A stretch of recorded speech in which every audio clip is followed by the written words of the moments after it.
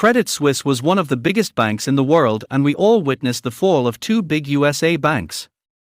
Now Credit Suisse also got into trouble. If you didn't know much about Credit Suisse is a multinational investment bank and financial services company based in Switzerland. It was founded in 1856 and is one of the oldest and most established banks in the world. The company has a presence in more than 50 countries and offers a range of financial products and services to its clients, including individuals, corporations, governments, and institutional investors. Credit Suisse provides investment banking, private banking, and asset management services. In its investment banking division, the company offers services such as mergers and acquisitions, debt and equity underwriting, sales and even trading of financial instruments, and corporate finance advisory. Its private banking division offers services such as wealth management, financial planning, and estate planning to high-net-worth individuals and families. Its asset management division manages investments for institutions, private clients, and high-net-worth individuals. Credit Suisse has also been involved in various controversies and scandals over the years, including issues related to tax evasion, money laundering, and improper business practices. In recent years, the bank has faced a series of scandals and financial losses, leading many to question how the bank failed so quickly. Like this is what the shares of Credit Suisse look like. Ever since the peak 16 years ago in 2007, Credit Suisse has lost 99% of its share price. Credit Suisse is not like the SVB or Signature Bank. It is the second largest Swiss bank that at a time stamp contained 1.3 trillion Swiss francs in deposits. In spite of being taken over by UBS, even now there is panic in the market because we are witnessing a bank crisis in not just one but two continents of the world. To understand the Credit Suisse crisis, let's track their total assets since 2005, and in that year they had 1.3 trillion Swiss francs in deposit, which is about 1.4 trillion US dollars. From then on, there was a steady decline to 818 billion in 2020, and then there was a steep drop to just 531 billion in 2022, which is about 573 billion US dollars. This indicates to us that Credit Suisse's recent disaster started way before the US bank's collapse, way before the Russia-Ukraine war, and even way before the pandemic. Well, to understand this collapse of Credit Suisse, we may have to first understand their four main income sources. The first and important source was wealth management. It generates 37% of its revenue. The second stream of income came from the Swiss bank, which like any other retail bank in Switzerland. But it's super important because it generates 32% of the bank's revenue. The third source is its investment banking division, which contributes about 15% of the bank's revenue, and the last one is the asset management. If you see, initially these were going very well. They were making billions of dollars in profit every single year. But looking at this graph, you will see that Credit Suisse has specially allocated billions of dollars only for litigation expenses every single year. Meaning, billions of dollars were spent in case filing, court fees, arbitration fees, witness fees, and also attorneys.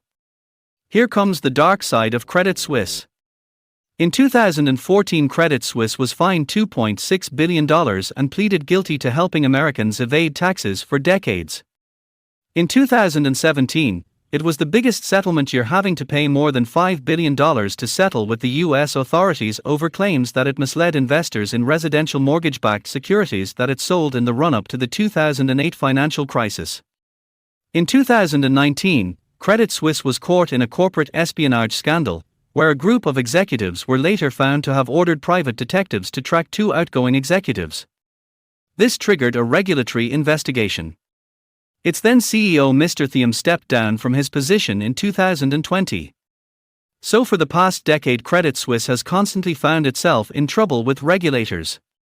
But even then nothing happened because the bank was extremely profitable and it could easily pay the fines.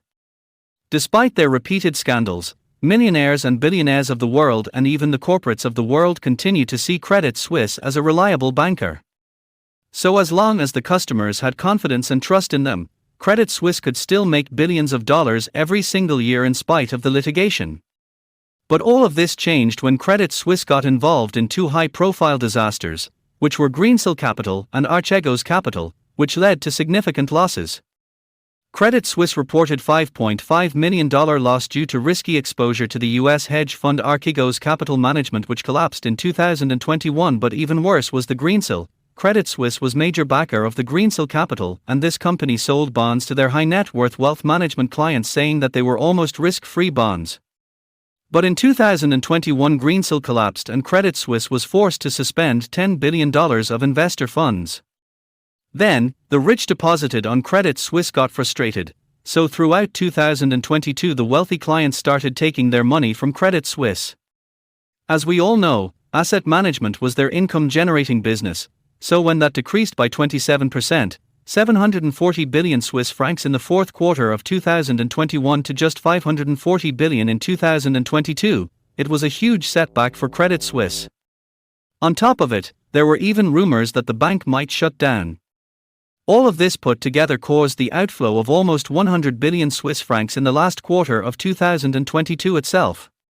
Like, if you were a millionaire with $10 million deposited and managed by Credit Suisse. Even if you think there is a little chance of the bank failing completely, you will remove all your money immediately and probably move it to a competitor bank, isn't it? Well, this is exactly what the depositors of Credit Suisse did, and this is when the bank started derailing in every single quarter of 2022. The reporter net income was negative after adjusting for litigation charges, and Credit Suisse reported a pre-tax loss of 3.3 billion Swiss francs, which is about 5 times the jump from their losses of 600 million in 2021. When everybody thought things couldn't go worse, came the US bank failure, including the Silicon Valley Bank. When this happened, the panic in the market snowballed and it alarmed the all Credit Suisse depositors and investors. This is the reason why, if you look at the numbers, it's absolutely terrible. Their stock price has fallen to just 1.8 Swiss francs, which was 74% less than the previous year, and more significantly, their credit default swaps skyrocketed in value again.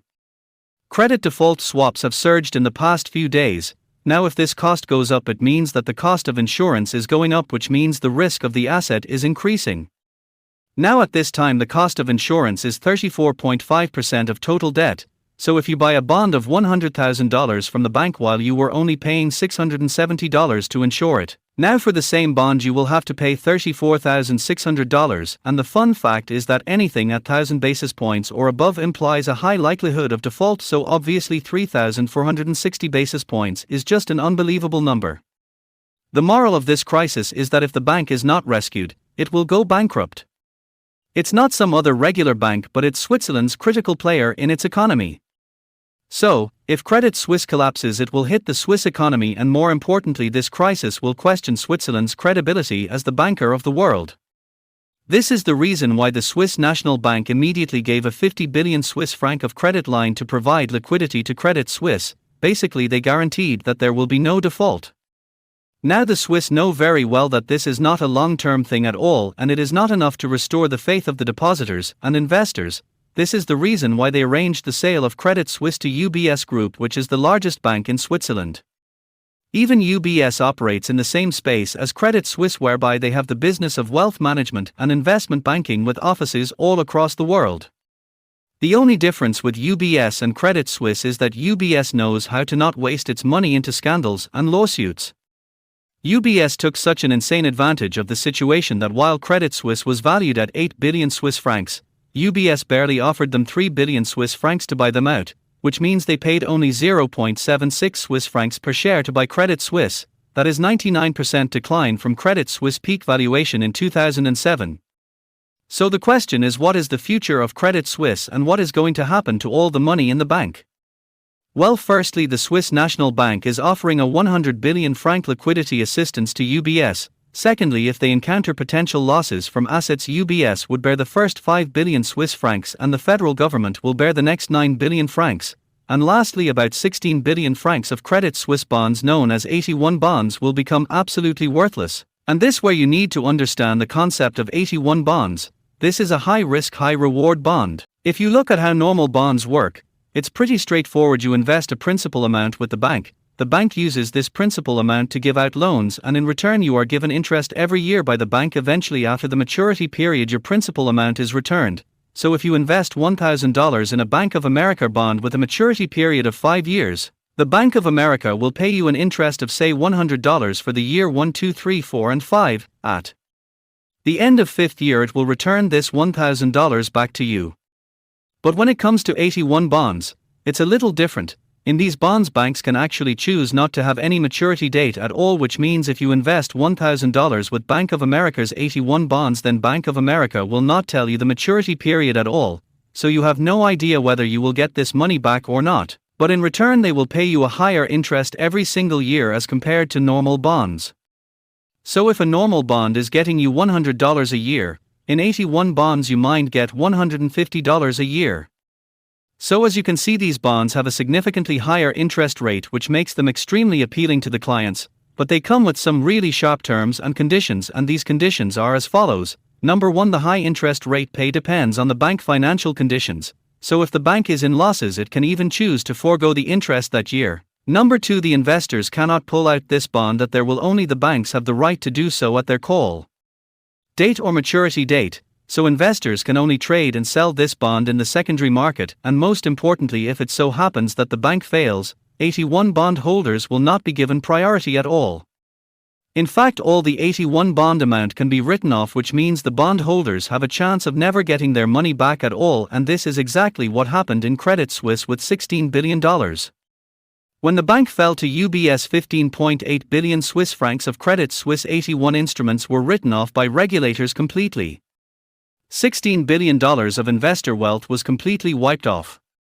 In summary, Credit Suisse's failure was the result of a combination of factors, including risky investments, poor risk management, lack of oversight, cultural issues, and legal challenges.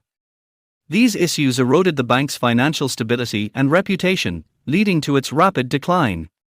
For more such insightful content, subscribe to Geoeco, and thanks for watching.